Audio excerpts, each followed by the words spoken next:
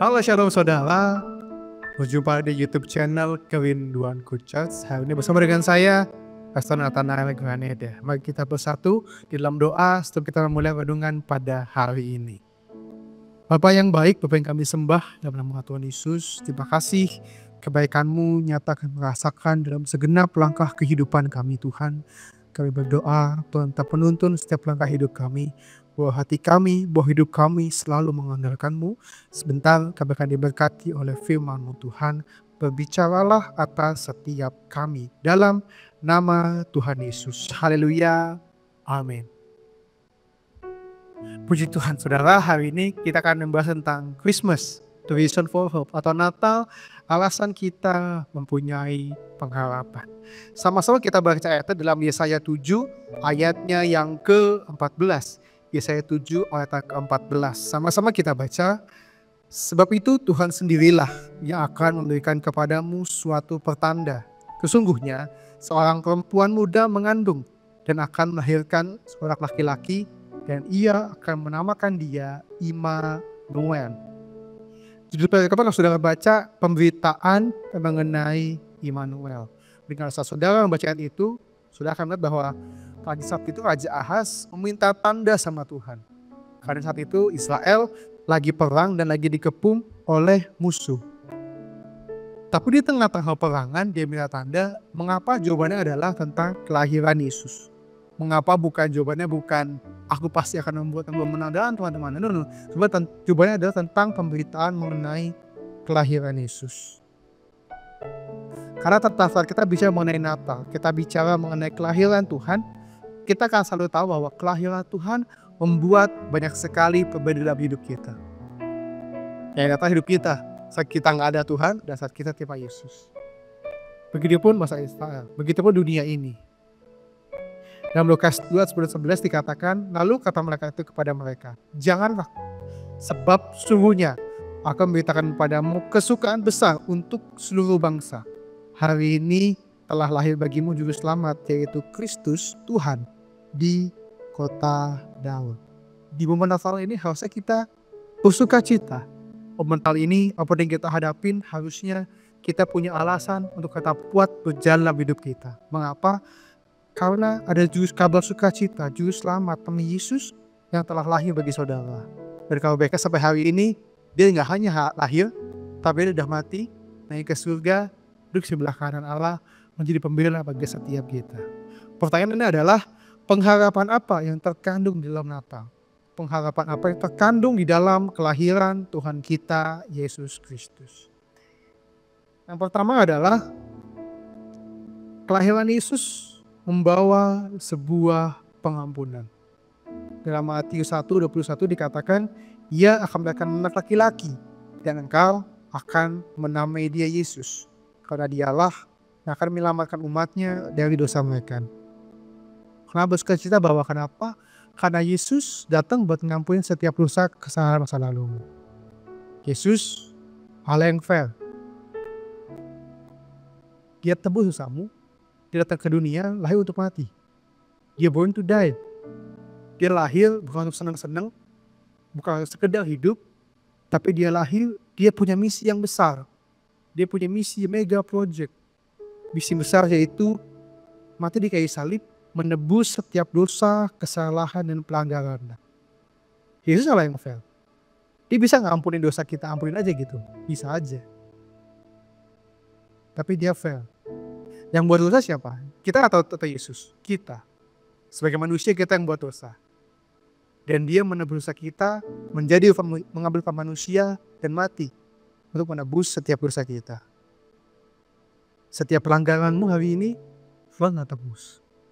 Setiap kesalahan selalumu, dia udah ampuni. Berhenti menghakimi dirimu sendiri, berhenti memandang dirimu rendah, memandang dirimu hina, memandang dirimu gak berharga. Karena kalau kamu gak berharga, ngapain Yesus capek-capek tinggalin surga buat kamu? Kalau kamu gak penting, ngapain Yesus tinggalin surga dengan segala kenyamanannya, pilih datang ke dunia buat cari kamu? Yesus, kita bilang Yesus gak cari orang benar. Yesus cari orang berdosa. Kata kita bilang, Bukan orang sehat yang butuh tabib, tapi orang sakit. Itu cari kamu Pak, Bu, anak muda. Apapun setiap pelanggaranmu, setiap anak muda yang mendengar renungan pada hari ini, apapun pelanggaranmu, yang kemarin udah kemarin. Kabar baiknya, dosamu diampuni, Yesus cari kamu. Setiap engkau pribadi, setiap ayah, setiap seorang laki-laki, seorang ibu, seorang suami, seorang istri, setiap anak-anak muda, laki perempuan, yang merasa tidak disayangi, yang tidak berharga, percayalah, engkau sangat berharga di mata Tuhan. Dia mati bagimu, datang bagimu mati dengan cara yang paling brutal untuk menebus setiap kesalahan pelanggaran. Dan dia mati bukan sakit pilek, saudara. No, dia mati bukan diseret motor. Dia mati dengan cara yang paling hina, paling brutal. Dicambuk sampai hancur, disalib. Kalau kita bilang rupanya bukan kayak anak manusia lagi. Jadi kalau saya nonton film The Passion, kalau saya nonton saat bagian isi salib, mukanya masih kayak orang manusia kan. Dan kita udah mulai takut, udah mulai kayak, Tuhan kok gitu banget sama saya. Karena kita bilang, saat isi salib rupanya kayak anak manusia lagi. Itu bukti bahwa dia amat sangat mengasihi. Dia mengampuni pelanggaranmu. Dia ingin engkau hidup yang baik bersama dengan Tuhan. Yang 4 ayat 7 dan 8 dikatakan, berbahagialah orang yang diampuni pelanggaran-pelanggarannya, yang ditutupi dosa-dosanya. Berbahagialah manusia yang kesalahan tidak diperhitungkan lagi, diperhitungkan Tuhan kepadanya. Berbahagialah saudara. Yesus mengampuni setiap kesalahan pelanggaran. Nah, pesan saya nih, karena kamu tahu Yesus mengampuni kesalahanmu, saya undang saudara untuk mengambil respon yang benar. Apa sih Pak? Apa sih Kak respon yang benar? Respon yang benar adalah saat kamu tahu kamu diampuni banyak sama Tuhan, di momen Natal ini, di penghujung akhir tahun ini. Yuk, sama-sama kita juga ampunin orang yang banyak salah sama kita. Lagi-lagi, mengampuni orang bukan untuk dia. Pak, dia nggak layak, dia jahat banget Pak. Betul. Pak, kalau diampuni dia nggak tahu diri. Mungkin bisa jadi betul. Bisa jadi. Tapi gini, engkau mengampuni bukan untuk dia. Tapi kau mengampuni karena kamu sayang sama dirimu sendiri. Dan karena kamu tahu, Yesus pun telah mengampuni kamu banyak. Karena, sadar gak sih? Kita nggak layak diampuni sebenarnya. Tapi dia tetap mengampuni kita. Sadar gak sih? Saat Yesus mati disalib, kita diampunin, kita tetap berantakan. Benar gak? Tapi Yesus tetap mati buat kita. Jadi mari kita lakukan hal yang sama pada orang-orang yang mungkin bersalah kepada kita. Yang kedua, makna apa yang terkandung, pengharapan terkandung dalam kelahiran Yesus. Yang kedua adalah Yesus datang untuk menyertai kita.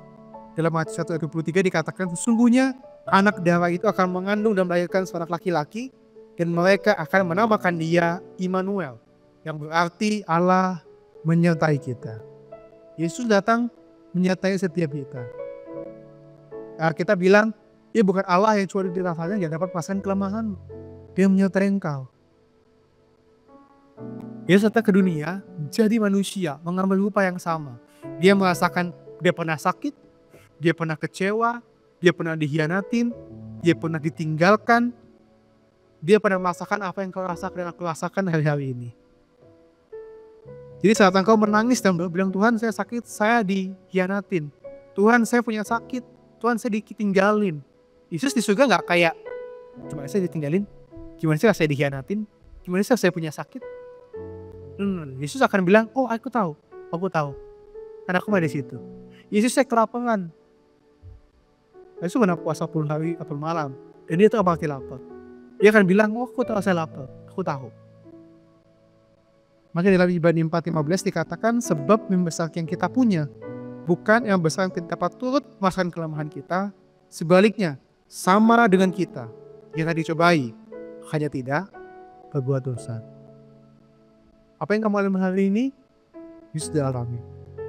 Apa yang kau alami hari ini, Yesus telah lewati. Bedanya apa? Bedanya cuma dia gak buat dosa. Dia telah dicobai, dia telah dihianatin, dia telah hancur. Dia telah rasakan semua itu. Kalau dia dapat merasakan setiap ketakutanmu, setiap kekhawatiranmu, setiap sakit penyakitmu, Setiap tangismu dia tahu. Dia menyertai engkau. Dia gak pernah tinggalin langkah engkau. Dia selalu pegang tanganmu. Dia selalu ada bersama dengan engkau. Jangan takut lagi, saudara kita, Pak, Bu, anak muda, jangan takut lagi. Yesus ada hari ini dengan kabar baik. Dia Immanuel, Allah yang menyertai kita. Dan yang ketiga yang terakhir, makna yang terkandung dalam kelahiran Yesus. Karena Natal.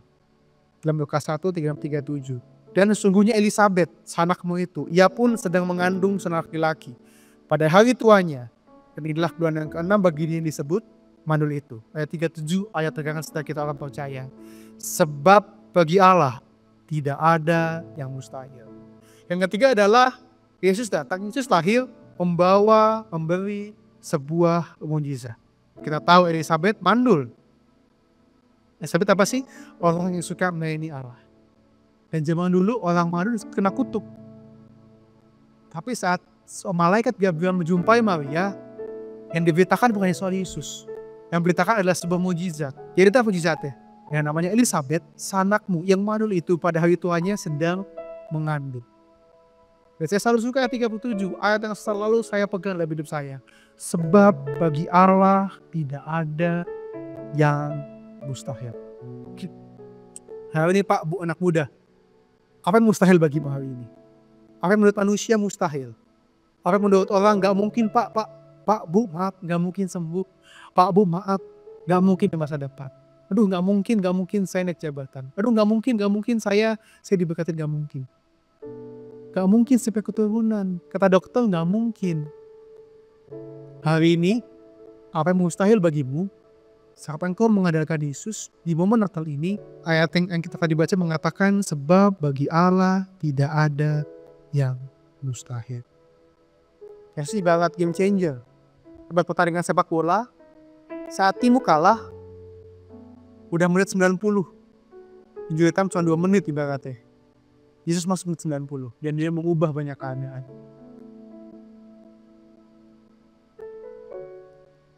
Masalahmu mungkin berat Pak, Bu. Mungkin tantangan yang kamu hadapi di sekolah berat anak muda.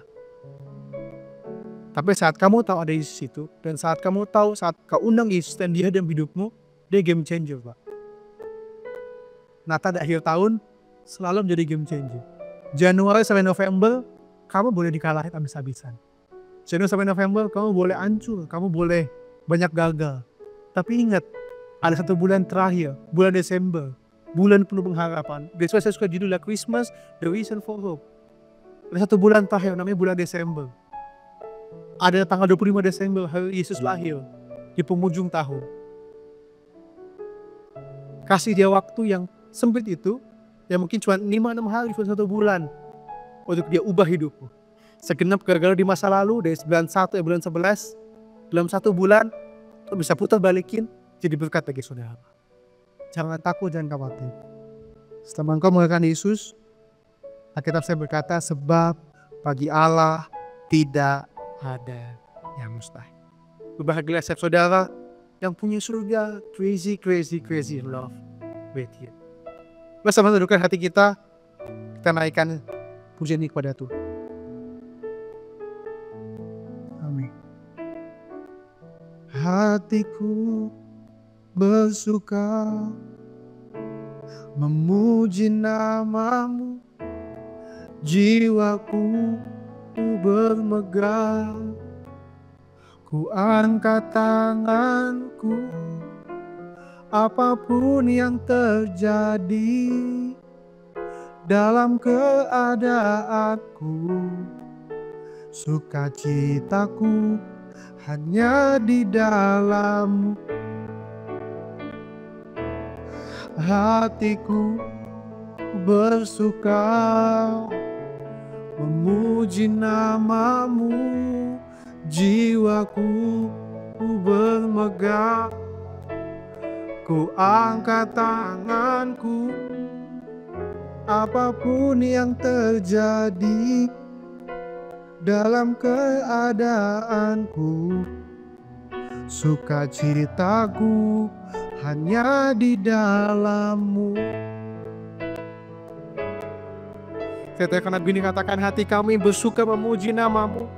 Hatiku bersuka memuji nama-Mu, jiwaku bermegah. Ku angkat tanganku, apapun yang terjadi dalam keadaanku, sukacitaku hanya di dalam-Mu. Katakan, sukacitaku dalam-Mu Tuhan. Sukacitaku hanya di dalam-Mu. Tuhan Yesus, Allah yang baik, Allah yang mengasihi setiap kami Tuhan. Terima kasih Engkau telah datang ke dunia, lahir untuk mati, menebus setiap dosa, setiap pelanggaran, setiap cacat, setiap masa lalu kami yang kelam.